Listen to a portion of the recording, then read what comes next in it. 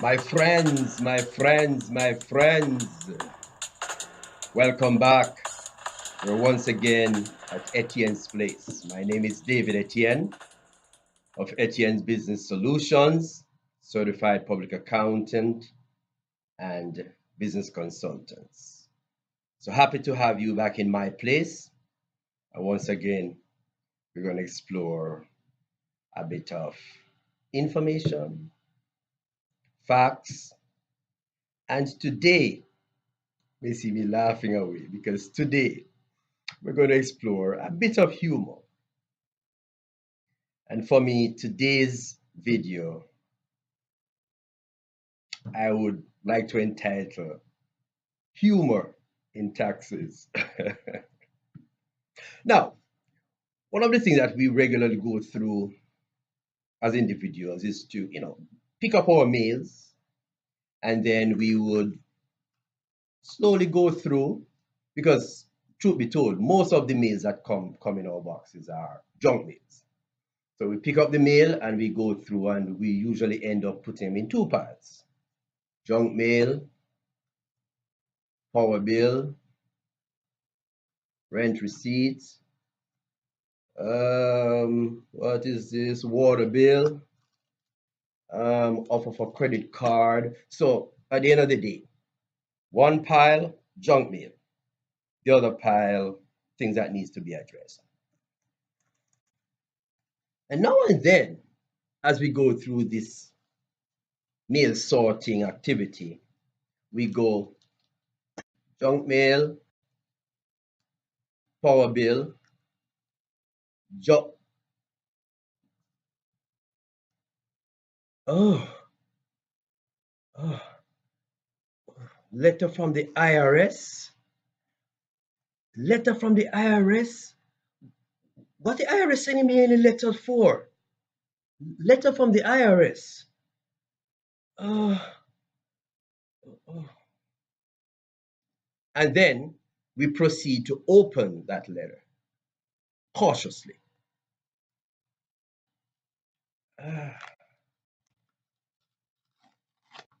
And as we open the letter, it is with a caution that is only comparable to the anthrax mail scare.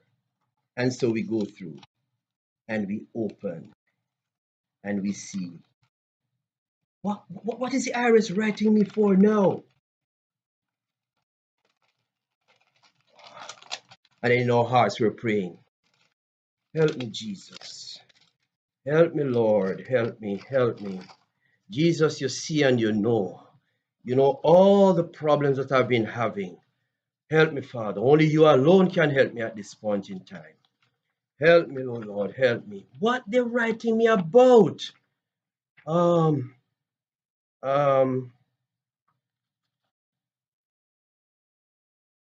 oh, my taxes are being reviewed for the past 3 years. Oh Lord. Oh, oh, oh. And so we begin to freak out. No one likes to receive a love letter from the IRS. That's a common scenario. But the alternative is even more interesting. I'll sit at my office, my phone rings. David speaking, and on the other end of the line, David, I received a letter from the IRS. Oh Lord, I don't know what they're writing me for. I received a letter from the IRS. David, what they're writing me for? And I'm on the line and I'm listening. And I'm saying, calm down, take it easy, relax, calm down. Tell me exactly what the letter is saying. I don't know. I don't know what the letter is saying. You don't know what the letter is saying. Have you opened the letter? Oh no, oh no, no, no, no, no. I have not opened the letter. I don't know what they're writing me about. Can you open the letter, read it, and let me know exactly what the letter is saying? I must open the letter. I must open the letter. No, no, no, no, I'm not opening that letter. So how are we going to determine what action, if any, is needed? Well, let me come to your office. Let me bring the letter for you to open it and look at it. I said, yes, but why don't you open the letter, just read it and let me know what's happening? No, no, I'm not opening that letter. You better open that letter, not me at all. I said, okay, fine. Take it to the office. I'll open the letter. And so the client will come by and take that letter to me. And to humor that client, I will take the letter and I will timidly and gingerly open it as if, yes, it's really an anthrax letter. Yes, something is going to jump out at us. So I'll carefully open it, and keep it far away. And the client is sitting there. What they're saying? What is it saying? What is it saying? I said, no, I'm still trying to open the letter. Give me a minute. And so I'll open the letter and then I'll remove the content. And I look and I will sit back and I say, okay then. Lord David, talk to me no man. Talk to me no man. What is it?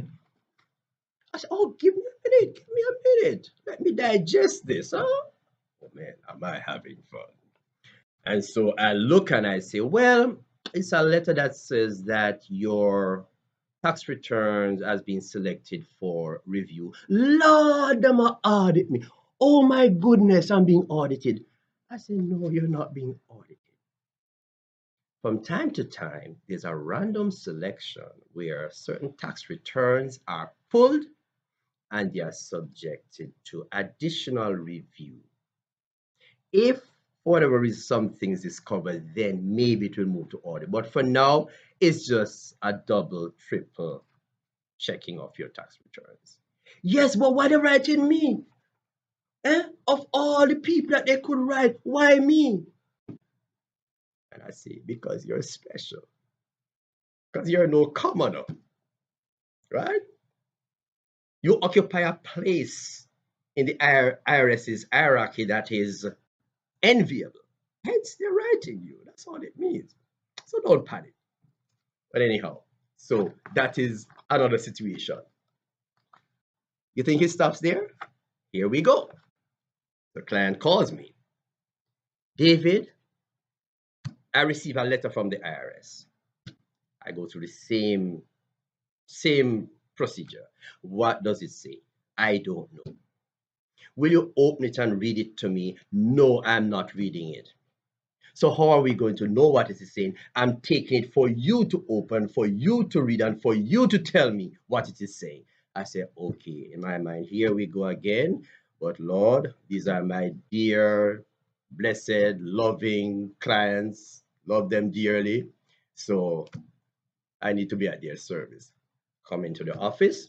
Now remember, I got the call to say, David, I received a letter from the IRS. I am not opening that letter. I'm taking the letter to you for you to open it. And so I say, come. And I'm expecting you to come with your letter. And I'm going to open it. We're going to see what it's saying. We're going to take the necessary action and go forward. Client comes. I'm sitting in my office. Sits before me. Opens his or her bag to take out the letter. And this is what comes out of that bag.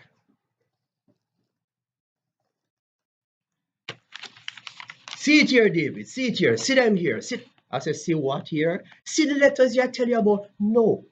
No. You told me about a letter you received from the IRS. Well, yes, I've been getting a letter every year for the past 14 years. So these are all the letters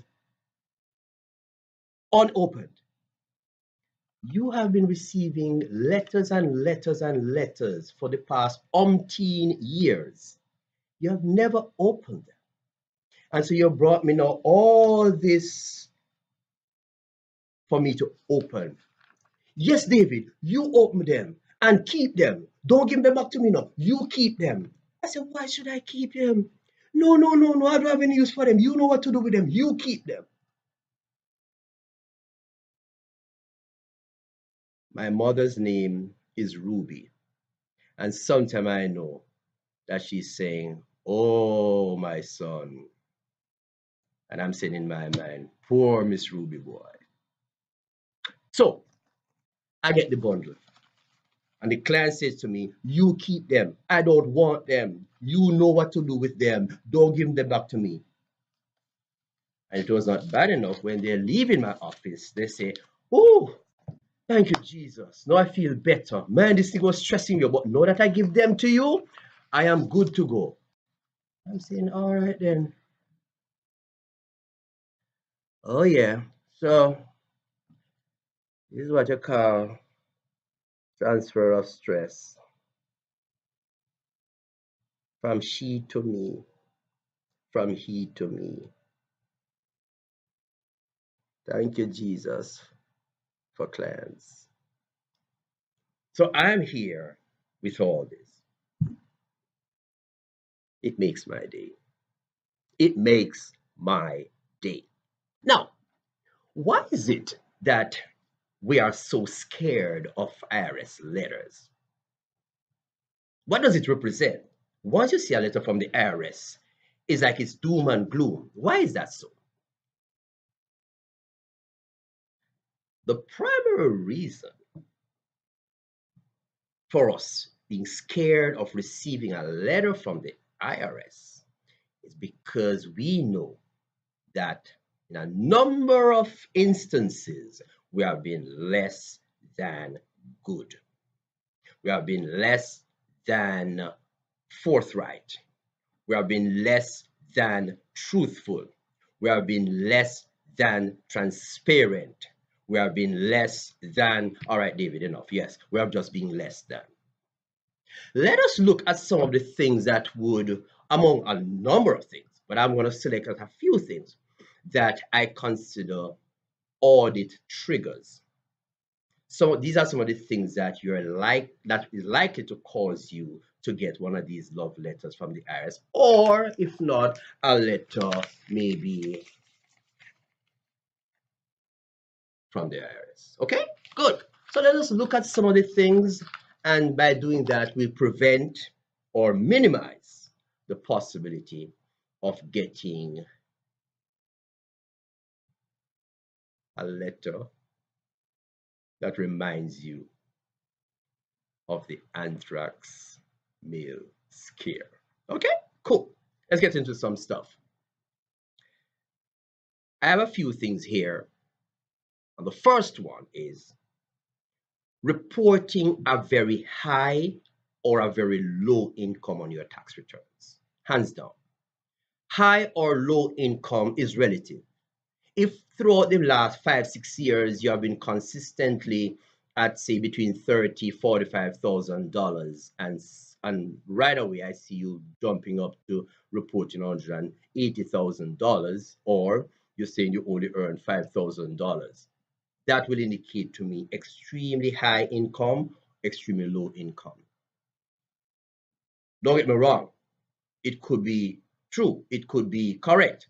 Well, the point is, because of the apparent anomaly, then you're subject to not an audit really, but a review. For example, the computer may select you to say, there's an inconsistency in the known pattern or the known trend. Let us pull this one and see exactly what's happening here. At the end of the day, maybe it's all good. Okay, that's one. Now, there is what I call, I have several, I just want to put them in a sort of logical sequence. Let's go to something like home office deductions. Yes, you have your job, you work elsewhere, there's an office, you're an employee, but then you would have a space in your home that you use as home office, and so you're taking deductions. So you have to be very careful about that. As I said in some earlier video, I won't go back into that, that it must be a dedicated space, identifiable as an office space with necessary printer, computer, file cabinet, and not just a room, not a multi-purpose room that you use as, baby room slash office or whatever. Okay. And when you're taking deductions, you have to be, very truthful, factual in that you need to take deduction for the portion of your home costs that is in keeping with that portion, that ratio, that percentage of the space used for office. That's office space in relation to the total square footage of home. That is the ratio you would use to apply to them. So you have to be very careful. That again is a potential trigger if you're not careful. We move quickly down the road. Vehicle mileage write-off. If you're going to take mileage write-off, meaning that you're saying I've been using my vehicle for business, then you have to be very careful. Example, if you have a panel truck, panel bus, panel van, and you are an electrician or a building contractor, I can see, and you have another car, then I can see that panel bus being mainly used for business. So if you go like a 90%, 80% mileage write-off for that vehicle, it makes sense because it is saying this is my work vehicle and my other use vehicle is that car that I have. Cool. But if you have a single vehicle and you have driven 50,000 miles for the year and you want to claim 48,000 miles of that as business expenses, then you're begging for trouble because you're saying it's only 2,000 miles that was used for other or non-business driving. So church, supermarket, drop the kids to school, run out of town, go to a party, all those. You must have traveled more than 2,000 miles for the whole year to cover those. So be very careful about the motor vehicle mileage deduction. So we talk about the home office deduction and the motor vehicle mileage deduction. We also talk about the very high, very low income. Now, simple things like mathematical mistakes. Now, admittedly, with everything being done computerized and all the formulas are there and the computer does the calculation, then the probability of errors, mathematical errors, is little or almost virtually almost absent, totally absent. But in the old days of going through your tax returns and adding up with calculator and putting them, it was prone to a lot of mathematical errors. And once we have those type of errors, then yes, it is a potential audit or review trigger, I call it. Okay. Again, you have a salary of $30,000 per year. Yet on your tax returns, you're showing donations or charitable contributions deduction of say $6,000, $8,000.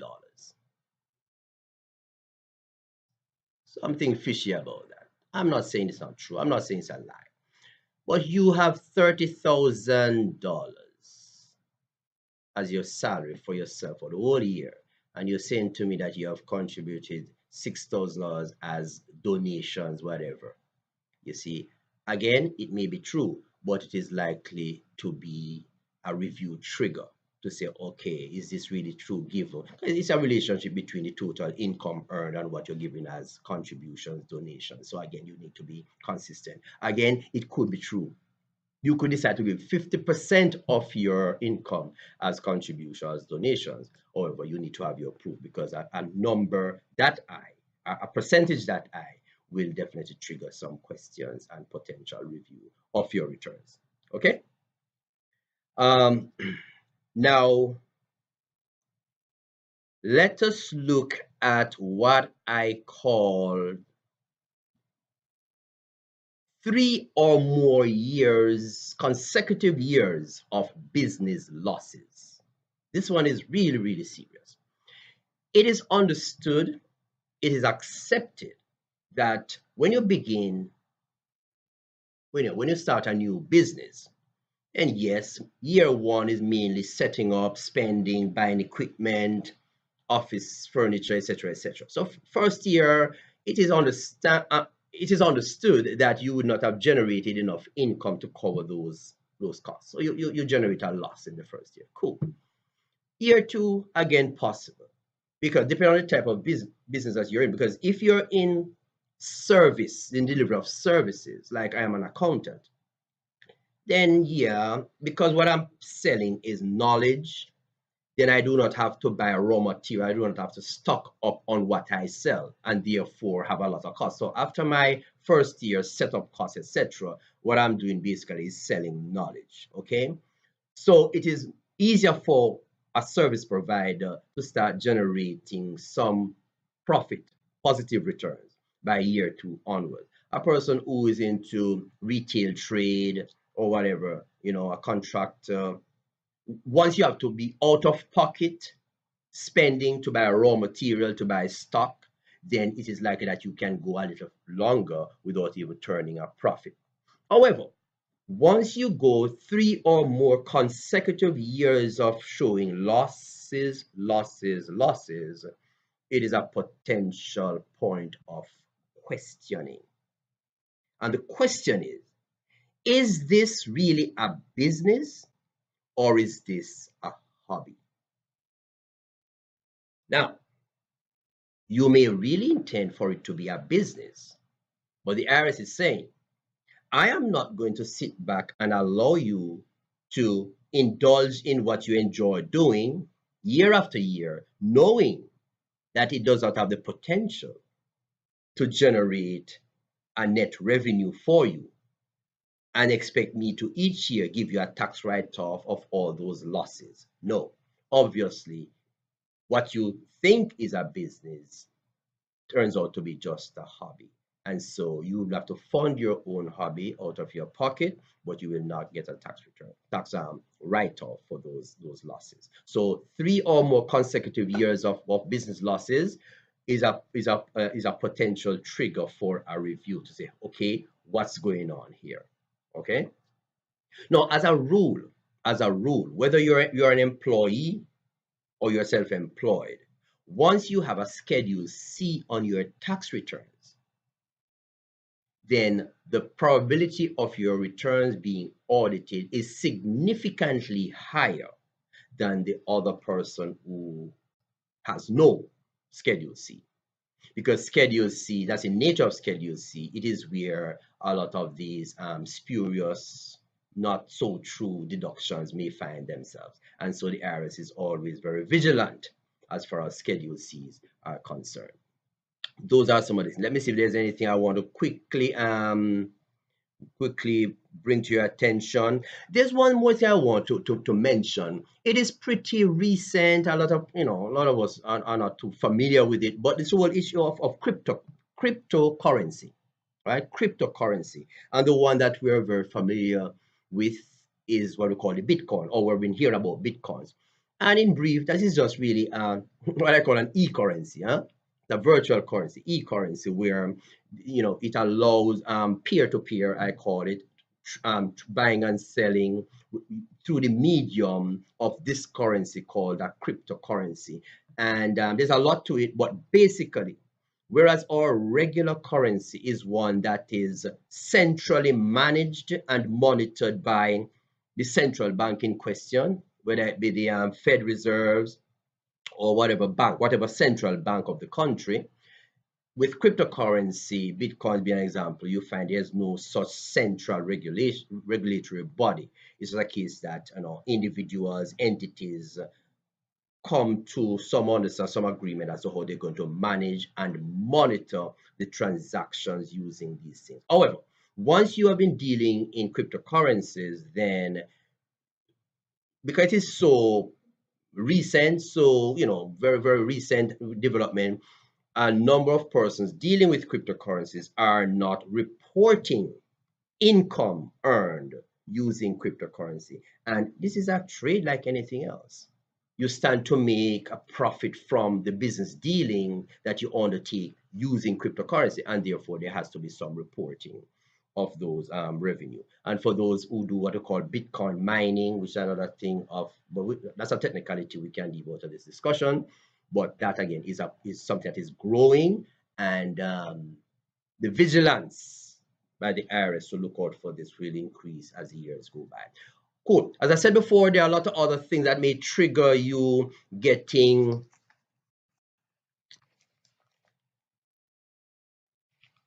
and there are a number of ways you can, if not totally prevent, but minimize receiving those love letters. So once again, do the right thing, try to stay on the straight and narrow.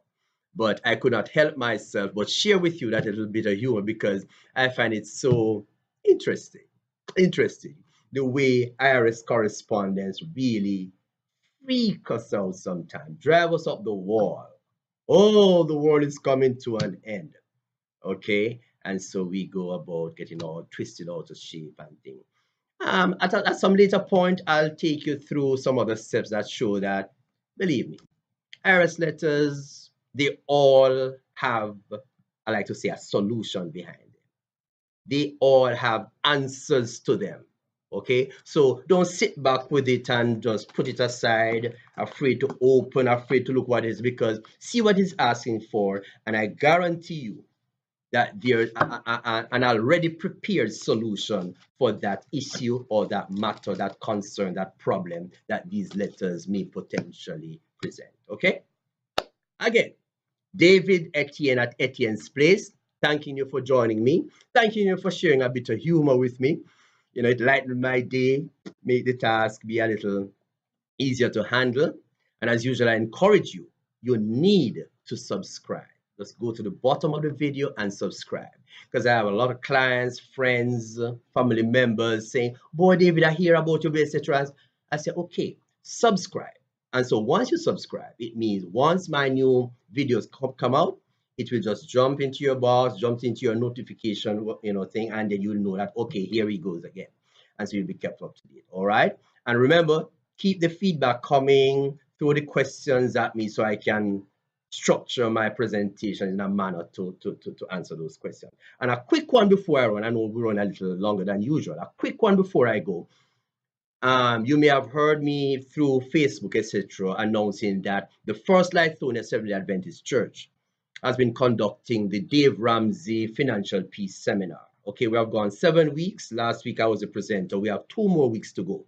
All right. If you have not been joining and you're able to join us, we are at 3533 Ragsdale Road in Lithonia, Georgia, zip code 30038. We begin on Sundays at 3:30 p.m. We have 2 more weeks to go, which will make us 9 weeks. But this time around, we have decided to add a 10th week, which we entitle Financial Peace University Q&A. So for that 10th week, we're going to have a Q&A session. Why?